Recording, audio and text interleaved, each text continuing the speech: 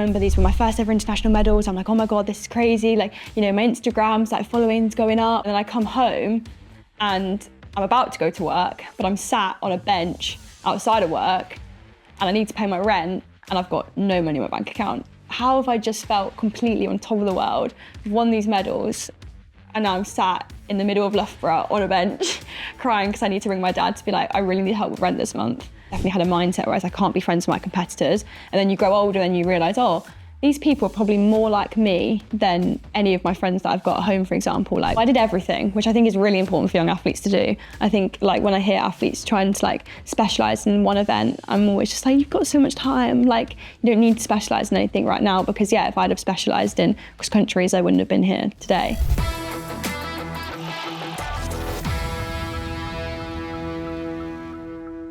Hello and welcome to the England Athletics podcast. It's the Ready, Set, Glasgow series ahead, of course, of the Commonwealth Games, inspired by those championships in the Scottish city. Of course, we're here in the Alexander Stadium, and what a stadium it is. It hosted the last edition 4 years ago now.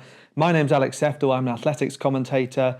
Great to be joined once again by Dan Pembroke, of course, twice Paralympic javelin champion. It's been great to hear you open up about your own experiences during this series, as well as hear from some of the athlete guests that we've had. Yeah, it's great to have an insight from such a varied field of athletes, isn't it? You know, and hear their interests off of the track, and you know, what makes them tick to perform to the best of their ability. So we've got another absolutely interesting athlete here in front of us. So it'll be good to see what she's got in store. Yeah, so we're joined by Emily Newnham, who won gold at the European Under-23 Championships in the 400-metre hurdles in Norway last summer, also winning the relay as well, and it was a massive senior breakthrough. So, Emily, fantastic to have you join us. How are you? First of all, you've recently been to Botswana. What an experience. Yeah, no, it was, yeah.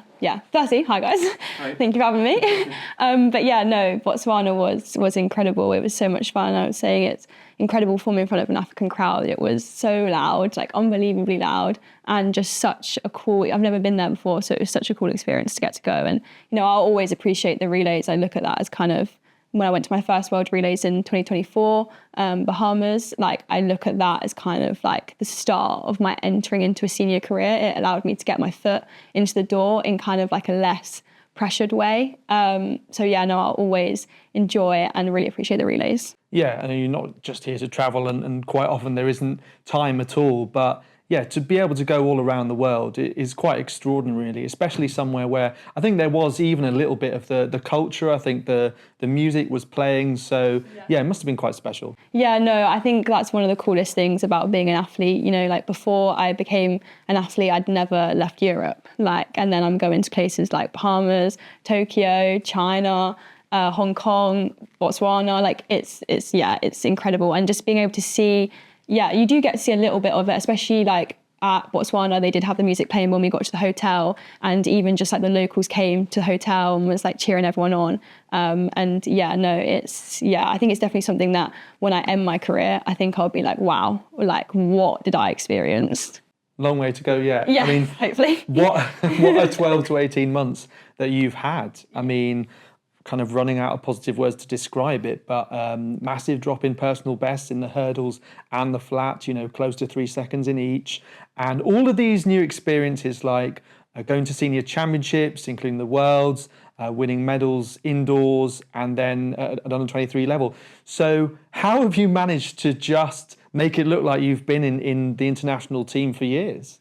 I think, like I said, so like going to my first ever World Relays in 2024 and being in kind of like, because we were obviously there for relays, it's a team environment, more so I'd say than maybe when you go to like a World Championships where obviously everyone's there to do their individuals. We were there as a team and it felt team environment. And also it was an Olympic year, so there was a lot of focus on the Olympics. But it was just nice to just kind of be around athletes that like I want to be, like, and being able to like talk to them, see them train every day, like see what they eat, like see how they kind of function in those kind of championships. I think like, and then race against those, like some other seniors, like I think it allows me to kind of, yeah, get my foot in the door and kind of slowly start like making my way through the ranks. And yeah, and just kind of take in each race and year as it comes. 2024, past that World Relays was a really low year for me, and it was a really difficult year, and I had to take a real kind of reflection on kind of what I actually wanted from athletics. I think I've always been driven by the love of the sport as opposed to like the medals. Like I train because I want to train, because I love training, and there isn't anything else that I would rather do. And kind of the medals are a bonus to that.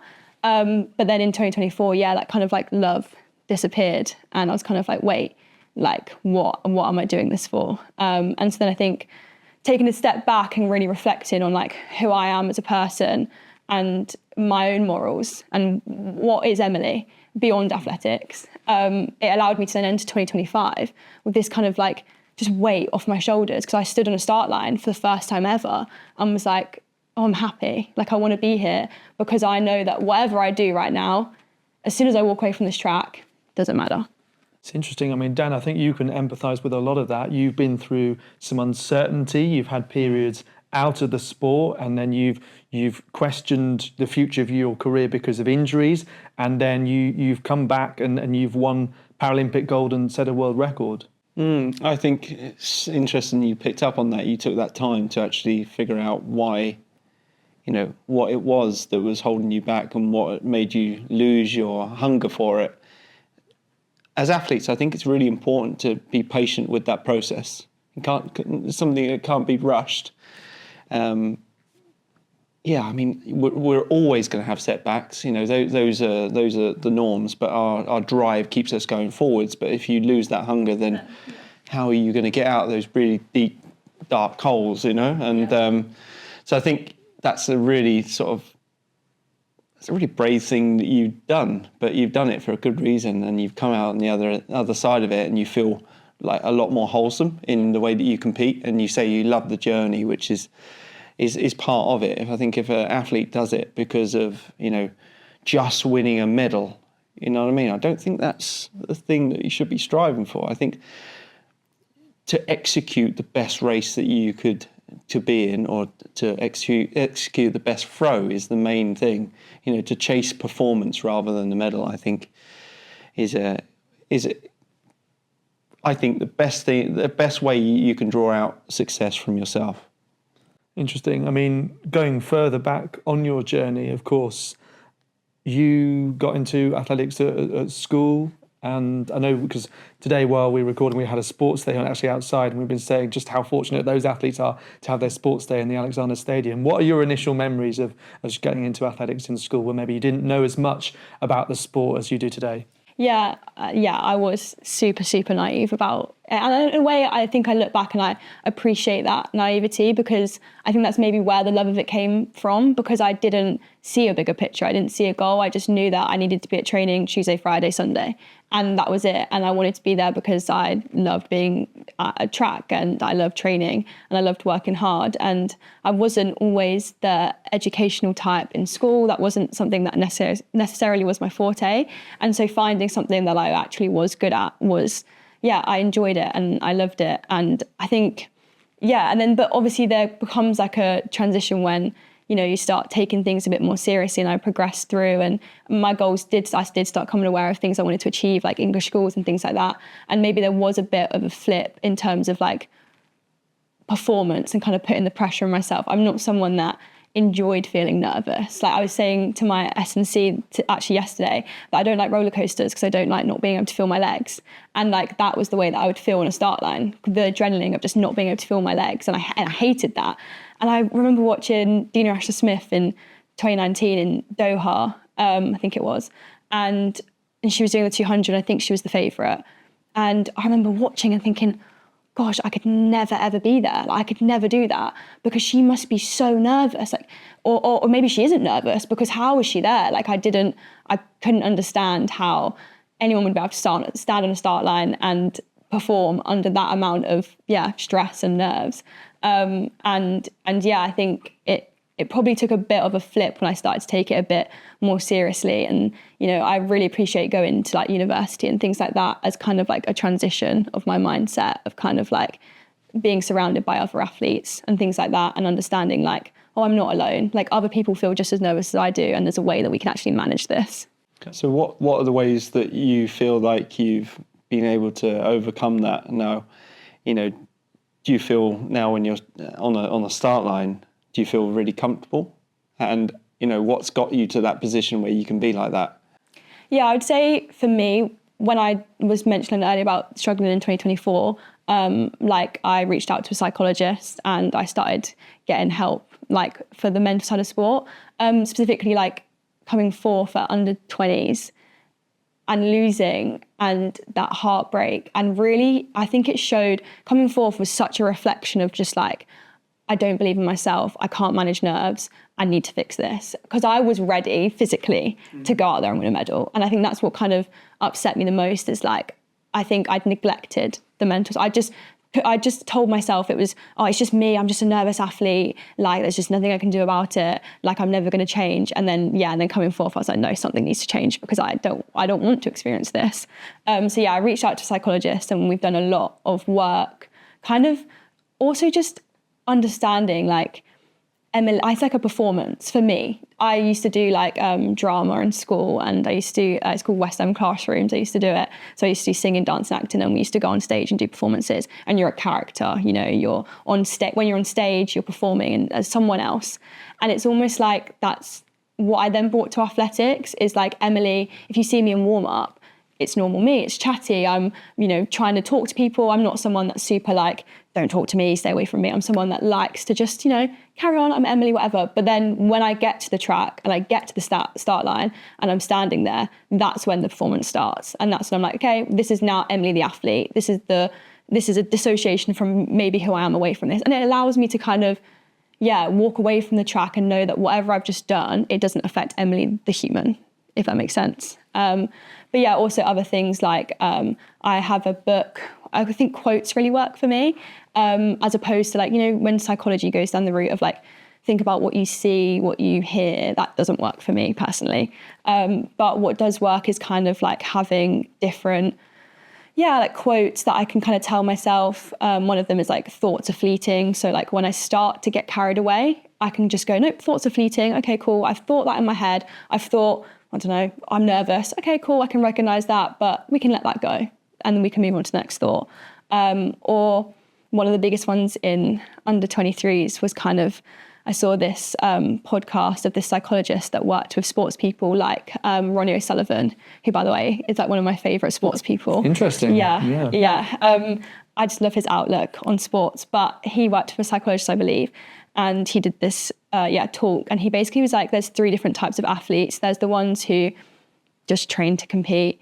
There's the ones that train to win. And then there's the ones that train to dominate. And the ones that train to dominate train so hard that even on a bad day, they will be successful because they've trained that hard. And throughout the whole of winter, leading up to under 23s, every hard session, I told myself, train so that success is inevitable, so that regardless of what happens on the day, I will be successful because I've trained so hard that it just has to happen. And then when I stood in that start line at under 23s and I'm getting ready to go, train to success is inevitable. I know that I've done everything I possibly can at this point. And then, and obviously I won, so it was good. Fascinating. There's a few things there that will strike a chord to you, not necessarily because your approach is the same though, because you talked about what you see and what you hear being quite important actually for preparing. So interested to hear how you differ. Yeah, I know. When you were saying that, I was realising differences between me and you. Yeah. And that is that, I would very much visualise, a competition, and I would imagine the smells of the track, there is a smell of a track. Yeah, no, I agree. You know what I mean? Hot day, right? Yeah, really. You smell the tartan kicking up and... The deep heat. Yeah, the deep heat of all the athletes that are crumbling. Like myself, as an old athlete. You hear me before you see me. But yeah, no, it is that, and I use visualization as a key thing that I do to create success. Mm-hmm. Now, you were saying you don't rely on that too much. Would you say you're then just focusing on these quotes to just for nerves? Is it just to bring that nerves down, and then you're naturally a competitor below those nerves? Yeah, I think it's just recentering myself. I think I find that I'm someone that can start thinking of every single possible outcome, but almost all the negative outcomes. And it's like your brain does that, doesn't it? It always goes down the negatives of like, what happens if this happens? Okay, but what happens if that doesn't happen? Or what happens if the positive thing happens? And I think it's like also transitioning. Nerves don't have to be negative. And I think that I really looked at it like that, you know, and my coach, Nick Dakin, he was such a transition kind of like, I'd ring him beforehand and I'd be like, oh, I want to cry. I can't feel my legs. I can really stress. And then his response one time was literally, oh, good. And I was like, what? But I want to cry and I can't feel my legs. And he was like, you say that to me before every single race. And every time you've done that, you've gone out there and performed. So I'm really glad that you actually feel like that. And I was like, all right. Yeah, maybe you're right. Maybe you are right. And then God, I can feel my legs again. Don't take it away from me. No, and that's the thing. And it's like, it's almost like you run away from trying to I ran away from trying to feel that feeling. And then it's like, if I ever did races where I didn't feel as psyched up or I didn't feel as nervous, I'm like, oh gosh, why am I not nervous? Like I should feel nervous. Now I've got to run 400 meters and I've got no adrenaline. Like, this is going to hurt so much more. So yeah, I think just a lot of just language. I might be different. I'm not sure, but for hurdles, like growing up, you have, well, I would say a good leg and a bad leg. I'd have a left leg and a right leg, and you know, no, I don't have a good leg and a bad leg. I have two legs, and I have a dominant and a non-dominant. And left is my dominant, cool, yeah, but I can also hurdle off my right leg. But I think it's just flipping the kind of language that you use. Like this year, I'm trying not to use the word nerves, and I'm trying to use the word excited because it's the same. And I think like, if you can do little things like that, it's almost like manifestation in a way.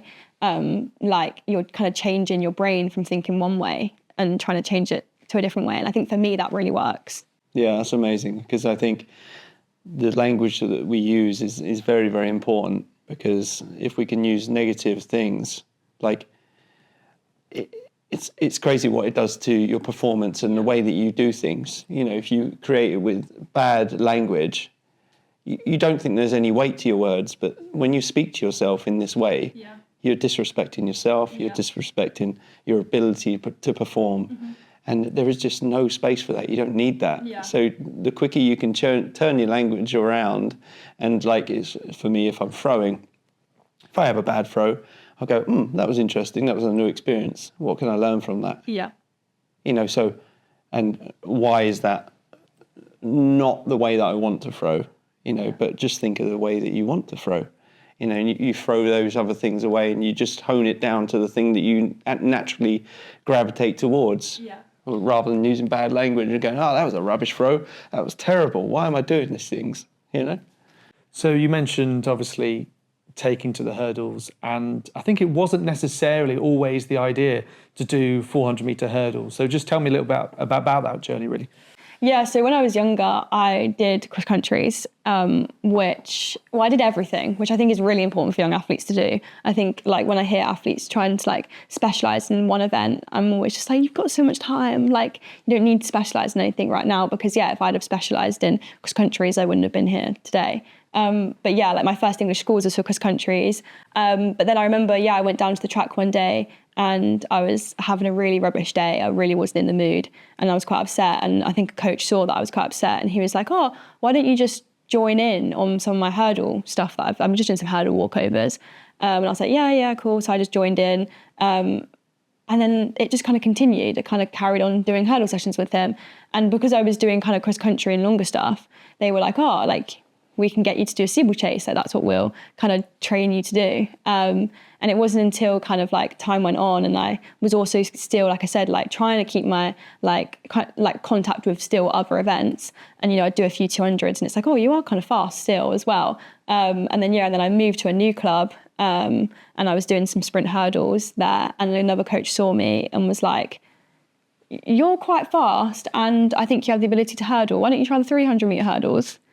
And I was like, yeah, we'll give it a go. And then, it's just gone from there. I wonder whether you could have been persuaded to do other things. Here's a javelin. I was going to mention, did you ever try throwing? I did one pentathlon. And the only event that I was good at was the hurdles and the 800. Anything else beyond that, I don't think I'd even get it. No, I don't think I'd... Any of the throw events, I've got no upper body strength, so that was not... It's amazing though, isn't it, that, from what could potentially have been a really bad day, where you just like, oh, just upset. You could have gone home. Yeah. And you could have said to that coach, no, I don't want to do hurdles because I'm having a bad day. Yeah. But because of your natural ability to turn things around, you then found the hurdles. Yeah. And that's, imagine if that day had never happened. Yeah, no, I really do think about that a lot. Like a lot of scenarios in my life where I'm like, what if that had never happened? Like I wouldn't have done this. So it's the openness, isn't it? Yeah. Of trying new things. Yeah, and that's what I think, like I said, like I think it's really important when people are younger to not like put themselves in a box. You don't need to. Even now, like, yes, 400-metre hurdles is my passion and it's the thing that I love and it's the event that I love the most out of all of them. But like that's not to say that you won't see me in a 400 or a 200 or even maybe 100-metre hurdles or an 800. Like I think we're in an era of athletics right now where like seeing elite athletes like Sidney McLaughlin just go, I'm going to do a season in the 4s. Or like Femke Bol going, I'm going to do a season in the 8s. Like that's so cool that like we're entering that era. One could influence another. Yeah, I think that's just fun. Like our careers are like long. Well, they're long, but they're short. But they're long enough where it's like, try different things, like have fun with it. Enough time just to sort of explore all of your athletic potential. Yeah. So as you kind of learnt more about sport as you got older, you came through sort of club network, but also in athletic pathways as well. So what was that like? Because I think in recent years there's been more of a focus in having programs for junior athletes as well as, of course, for seniors as well. Yeah, I think I mark that as kind of like my first point of like recognition, if that makes sense. Like, you're a grassroots athlete for me in the middle of nowhere where like, the club that I went to is literally doesn't even exist anymore. Like there was like 13 of us that were part of this club. And then you get the email come through of like, oh, like, we've seen your performances, like there's this youth talent program. Do you want to be a part of it? And then, you progress through that, you get onto the junior program. And for me as well, like it was so cool. So the like talent lead for the hurdles was Julie Benterman, and she was with me on the YTP, she was with me on the JTP, and then she ended up being the lead at my first ever junior championships. And just being able to like form those relationships with people that you might have the opportunity to work the rest of your career with, like I think it's just making those connections, if that makes sense, so that when you do go to those new environments, you've got people that are almost like home, that you recognise, that you've already built that kind of relationship with. Gives you that grounding, right? Yeah, and they just know you. Like they've seen me a few weekends every month. Do you know what I mean? And I think like you get to learn how people work. And I think it's just a comfort in a brand new environment, seeing a face that you recognise. And me and Julie got a great relationship. She realised like how I like to warm up, and she had the hurdles out ready and set for me. And like even that year, we got disqualified in the 4x4 relay, literally just before my final, I think it was. And I think I knew something was up because obviously everyone's kind of scrambling around. But like she just didn't tell me, she just acted completely normal, was like, no, let's focus on your race. Like didn't act as if anything was wrong, and was just completely calm. And then obviously like I went and raced, and then obviously found out afterwards that we hadn't qualified. But I think like just getting to know someone like that and know how you work, it was really vital. Yeah, you've talked a little bit about how you've adjusted to all these new experiences. But what about the fact you're 22 years of age now? It's kind of such an important period in your life. You've just finished college, I believe, pretty much today, as we're recording, which is extraordinary, what a day you've had.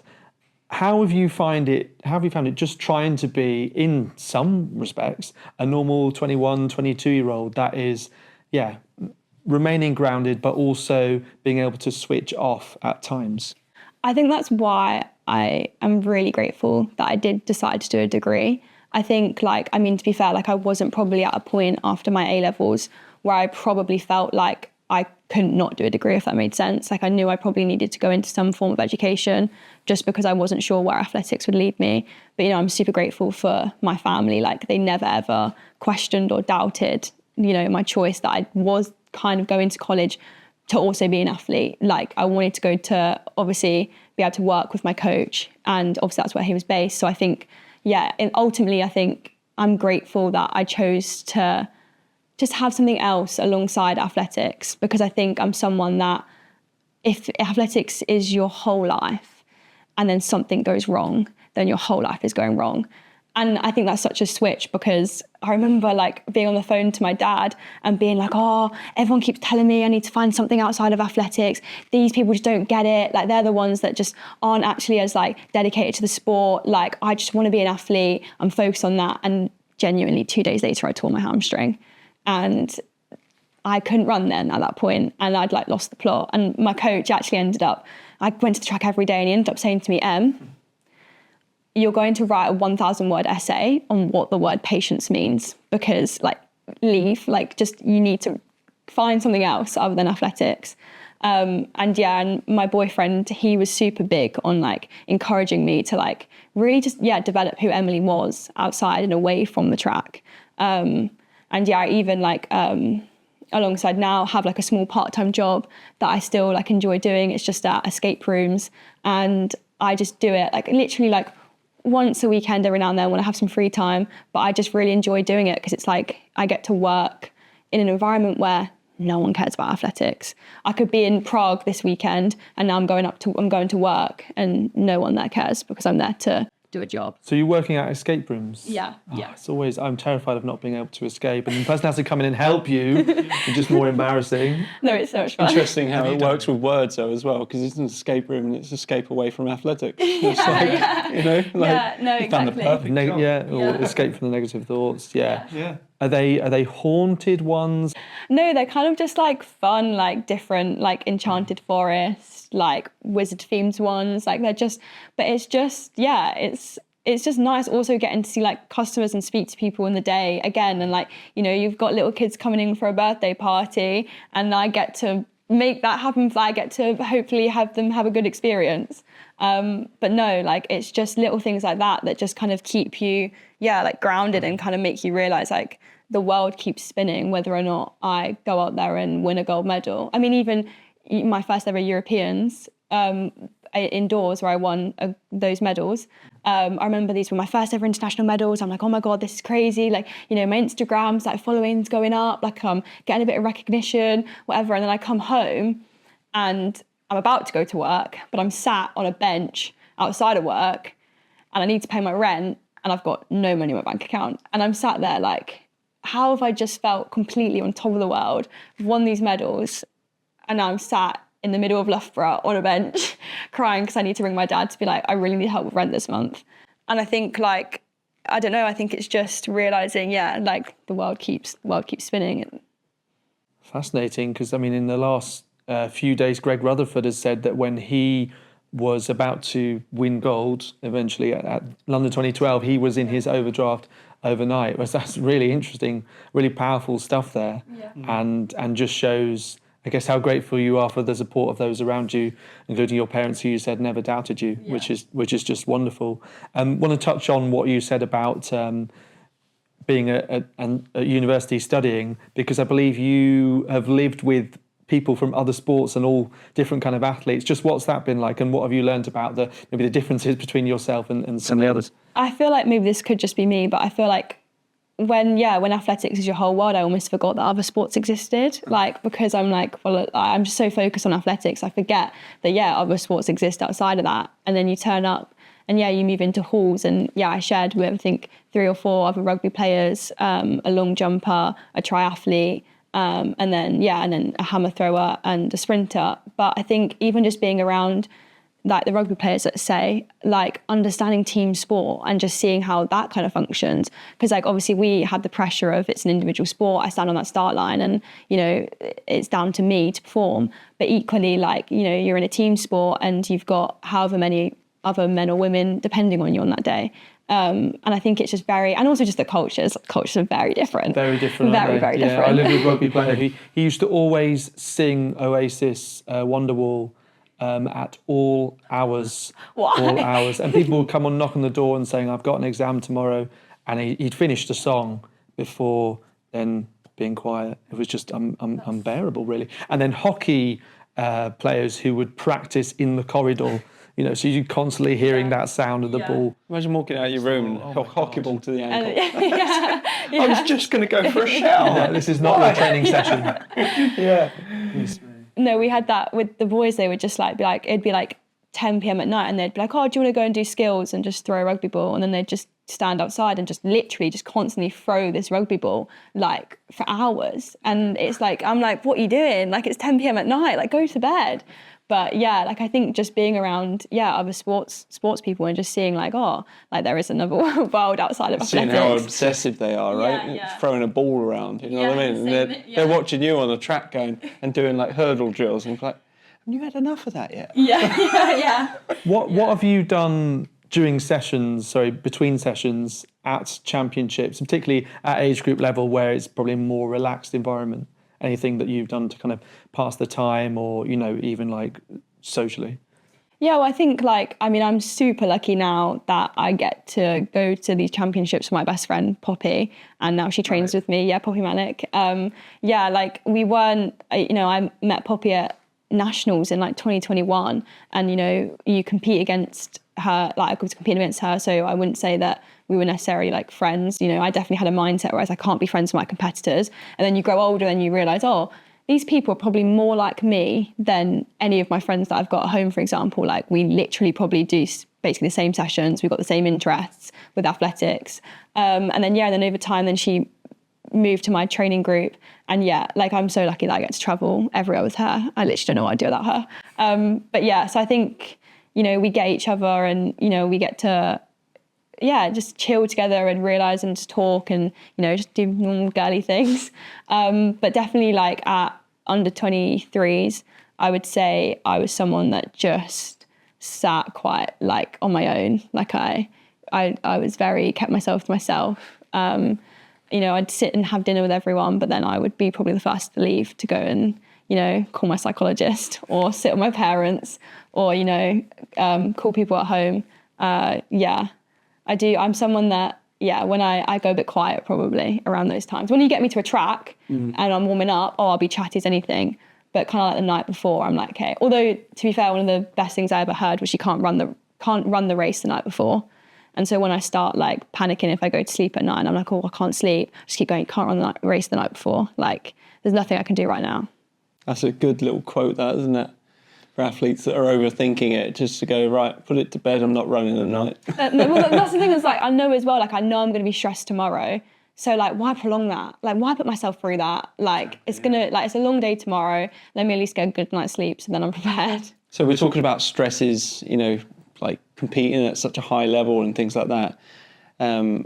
And we've spoken to quite a few athletes so far, and how do they draw themselves away from all that stress? Are there any sort of hobbies that you like to, do, or any pastimes you like? I think I said this before, after British Champs, I'm someone that really enjoys colouring or painting or something that just when you're doing it, you're focused on what you're doing at the time as opposed to thinking about anything else. I'd just go to the works and you can buy these small canvases and some water paint and just paint random things. And I have so many of them now. Or colouring books. That's literally the easiest thing that people can buy me for Christmas because it's just something to do and it's easy to travel with. Or I also got a Kindle and I like to read. I think it is obviously important to develop things outside of athletics, even friendships and things like that. It's my life had transitioned from being friends with people at home that have nothing to do with athletics, don't care about it, to then being surrounded by living in halls and surrounded by athletes that live and breathe sport. And it was almost two ends of the spectrum here. And I was like, right, I need to find a middle ground. I need to find a kind of a combination of people that is people that don't really care, or they care for me, but don't really care about sport, but then people that also get the sport aspect of it. What have you painted? And was it a blank canvas? Blank paint. Yeah, interesting. It's just random things Another on metaphor there. Pinterest. Just random things on Pinterest. I wouldn't say they're probably that good. I wouldn't call myself an artist by any means. I just search things up and then... You could end up being commissioned though. There was a few years ago in London, there was an athlete art exhibition and people like Victoria Hergu and Marley Jessup and Ellen Barber and Gavin Johnson Harrison Walsh as well. Harrison Walsh, they all did various things of various skill levels, but still very much appreciated because of who they were and some of the amazing stuff that was done. I mean, like Marley Jessup, the sprint hurdler, she is an art student an art graduate. Yeah. So, you know, Yeah, no, I'm nowhere on that means at all. I've seen her Instagram of her posts. There's no way I would be able to. Yeah, no one's going to buy my paintings, but yeah. It's in the eye of the beholder, though, isn't it? You know, so somebody can look at your art and say that's the best thing I've ever seen in the world. Yeah, true. Yeah. Yeah, no, I know a child who did some painting, inverted commas, with ketchup. Basically, he got a bit messy with his food, and someone took an interest in it, and it sold. Valentino, if you're listening, get the ketchup As out. you say, the world is your oyster. Yeah, the beauty of the art is in the eye of the beholder. Well, I mean, over the next couple of years, taking things back on track, away from painting with ketchup, so many different championships that could be, again, the world is your oyster, that could be on the cards this summer. Commonwealth Games and European Championships. I mean, of course, it would be your first Commonwealth Games and an opportunity to put on an England vest. So I'm sure that's something that would excite you. And Europeans right here in Birmingham follow that. Yeah, no, it's definitely such an exciting year. Also, just that everything's at home. Like, it's obviously super cool getting to go to like Tokyo and all these different places. But other than one London Diamond League, I've never been able to really experience a full kind of like British crowd. And so, yeah, no, I'm super excited. And also just even like little things that like my family that have genuinely, some of them have never ever seen me compete in person. They've only ever seen me compete on TV before. Like, I would love the opportunity for them to be able to come and watch me run in person. And do they have a sporting background? Is there a sort of sports link within your family? My dad played hockey, which my brother ended up playing hockey, but I was never like put into that. I was literally, I think my mum just wanted to see me in like a tutu, so I was put into like ballet and dance and like that kind of thing, so I wasn't put into like hockey. But yeah, no, I would say, yeah, I found kind of like athletics on my own. I think people knew I was like fast, like my parents knew I was fast and they would come watch a few cross countries, but yeah. It's interesting because Success Erdogan, who's also a sprinter of sorts, she was spotted by a teacher because she sprinted the whole way of the cross-country race and was told, actually, you don't need to do that, but was also a swimmer as well. So it's very interesting how people have found things different ways. But, the people that supported you on your journey, we've heard how much of a key part that they've played. And it's just been amazing to hear from you firsthand the journey that you've had from not knowing much about the sport and what the 400-metre hurdles was to maybe racing on sports day and then to, living with rugby players and all of the kind of different aspects that have made you you. And, of course, such a journey that continues. Now, we've asked other athletes in the series for questions to spread across to other podcasts. So Dan Greaves, the discus thrower, has asked, have you had a favourite sort of simple, cheap meal after a competition where you said, right, let's go and get this? Oh, I absolutely love McDonald's. Like, I really, really love McDonald's. Or actually, to be fair, I'll change that answer. My current obsession is, and so my boyfriend supports Wolves, unfortunately. Well, no, not unfortunately. I don't want to get killed for saying that. Love Wolves. It's all right, we are in Birmingham. So. Yeah. But my persuasion to be able to go to the games is they do pucker pies, and I absolutely love pucker pies. And so the first meal that I had when I came back from Tokyo, and I just really wanted like a British meal, was to go to my local fish and chip shop, and I got a steak and ale pucker pie and some chips and some curry sauce. And every time my coach knows I'm going to a Wolves game, he knows I'm going to be having a pucker pie. Well, I can say this with confidence. If you ever go to a games, Australia, New Zealand, they do the best pies in the world. Really? Yeah, and they're incredible. I've lived in Australia and New Zealand for a total of like 4.5 years, and they are good pies, as my gut would tell you at the time. It's one aspect in which athletics can improve, athletics scran. Potential future social media account that nobody has started. Post-scran. Yeah. No, I think I've worked so hard. I think I deserve a little treat. Pucker pie. A pucker pie, yeah. Do you think that could potentially be a sponsor in the future? Yeah, please sponsor me. Yes, others are available. There you go. It's your sort of proverbial escape room. A question that you would like to ask another athlete in this podcast series Could be anything at all, doesn't have to be sport. Yeah, well, I was going to say, I think I thought about this before I came, but for me, maybe it's a bit of a serious question, but for me, I really look at coming fourth at under 20s as such a transition in my career. And I guess my next question for the next athlete would be, if they could pick one point in their career that they think completely changed their trajectory, what was it? I like that question. Profound. That's a nice one, yeah. Brilliant. Well, Emily, wish you all the best of luck for the future. I no doubt you're going to smash it as you did over the last 12 months. It's been wonderful to watch. Thank you so much. Great to meet you. Thanks.